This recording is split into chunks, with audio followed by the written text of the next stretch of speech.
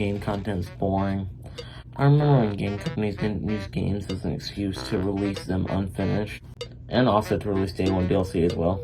So with that information, I know how to impersonate a video game company. Here's a game whipped up in 2 days, without any content, and it's broken, and has day one DLC, and microtransactions. We'll finish it later. Take it, you dork!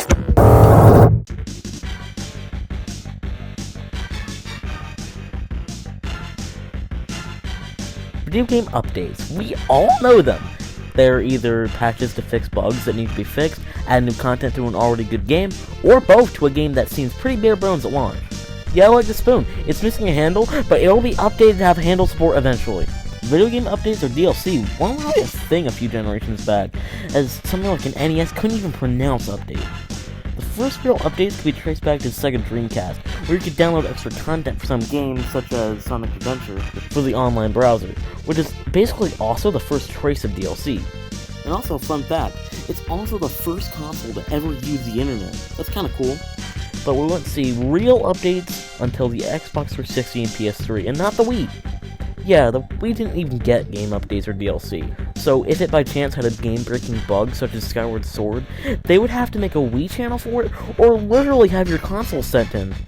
For one game, well, on the Xbox 360 and PlayStation 3 front, we got updates mostly for bugs, and some content additions such as DLC. EA's favorite pastime! This was before game updates became an excuse for games to ship with an already unfinished basis. At the time, it felt like a cherry to an already finished cake. Now, we only get the frosting. It looks complete if you squint at it. So yeah, that's basically a full recap of the way updates were handled during the 7th generation, but going into the 8th generation, we're gonna get a lot more lazy and greedier.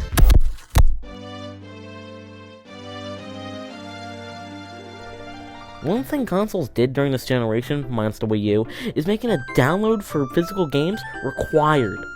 And also, day one updates also started to happen, so you might still have to download an update on something like the Wii U.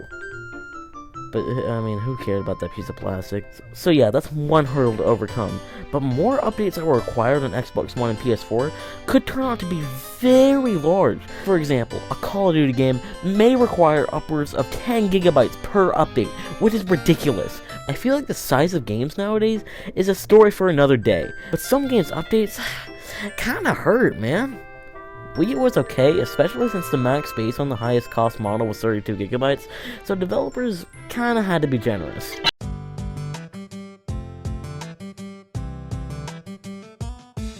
Now I introduce you to the main topic of this video, the excuse of not finishing games. So we are at that point where we have really high expectations for games, because of what we've been shown by companies at E3, so we're basically tricked into thinking games are finished, when in reality, it's a shell of what we were promised. An infamous example of this is Cyberpunk 2077, where you can have flying cars but at random. Seeing this blue screen or home screen every 10 seconds, customizing your character even though you never see them. Wow, what an engaging... So much stuff was advertised that we didn't end up getting, and stuff CD Projekt promised was nothing but stuff they were shooting for but just weren't able to do. And they have put out a roadmap, but as far as I know, there have been minimal improvements since its launch. Just a next-gen upgrade, but that's really it.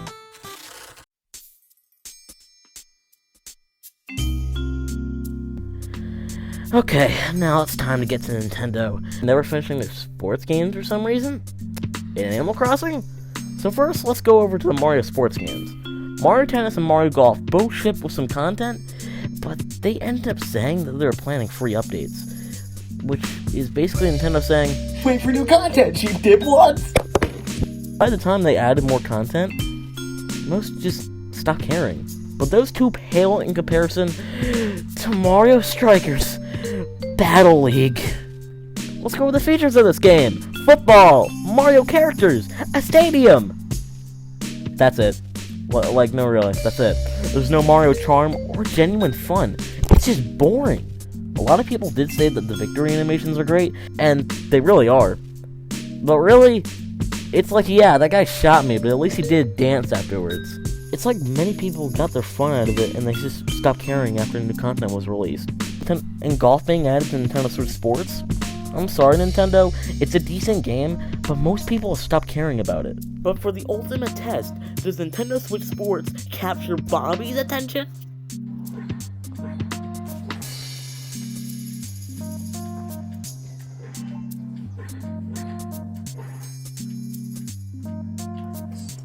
Follow the tutorial. Oh. You're just kind of bored. Oh, cool. The answer, no. But does the tactic work? Yes! All of these games have sold over 1 million units. My life is a lie. Another example is Animal Crossing, which added staples of the series later. Now yes, New Horizons is a really good game, but many new aspects of the series weren't there at launch, and the game was basically completed a year later. And which is good that it met its ideal vision, but why wasn't this stuff here at launch? There are good examples of Nintendo games getting updates, some such as Metroid Dread and Mario Maker 2. Metroid Dread had a full game already there to play, and it already provided tons of gameplay value, so its extra modes that ended up getting added were already nice bonuses to an already great game. Mario Maker 2 already had the basis to create levels, and new updates provided great tools to broaden creativity. And the way DLC has been handled, Nintendo adding stuff, additions to already great experiences, but as I mentioned, other games feel like skeletons of their potential, and not even a full one. It's missing arms and legs.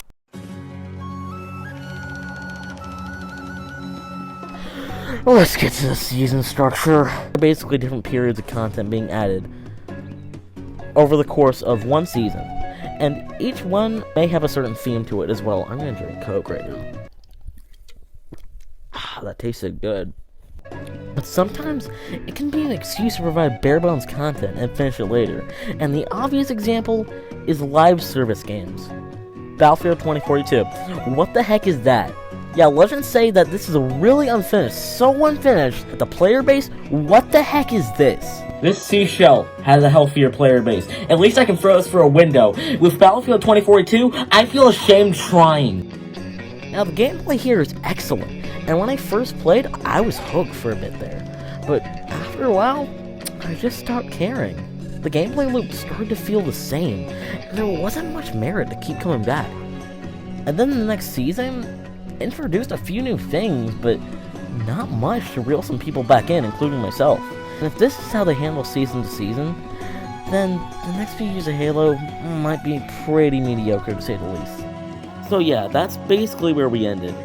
Not all about the update structure is bad, like, we can get some good content from time to time in some games. As I said with Nintendo earlier with DLC, so yeah, there are some good examples. So, not all of it's bad. But you know what the biggest problem of it all is? Why does Nintendo hate sports games? I just want to play Mario Golf with Toadette at launch. But Nintendo said, screw you! And also, Snoopy's Adventure sucks.